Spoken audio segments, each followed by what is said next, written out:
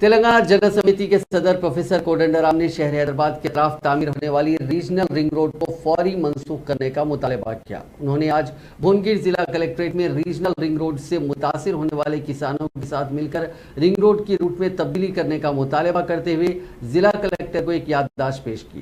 بعد ازاں متاثرین کے ساتھ مل کر میڈیا سے بات کرتے ہوئے کوڈنڈرام نے کہا کہ ان کی پارٹی متاثرہ کسانوں کو مناسب انصاف ملنے تک اس مسئلے پر جدوجہد کرتی رہے گی۔ انہوں نے الزام لگایا کہ ریجنل رنگ روڈ کی تعمیر کے نام پر ایسے کسانوں کو نشانہ بنایا جا رہا ہے جن کی بہت کم اراضی ہے۔ اگر وہ اراضی رنگ روڈ کے لیے دیتے ہیں تو ان کے پاس ایک گنڈا اراضی بھی باقی نہیں رہے گی۔ انہوں نے کہا کہ ریجنل رنگ روڈ کے نام پر غریب کسانوں سے زبردستی اراضیات چھین لینا مناسب بات نہیں ہے۔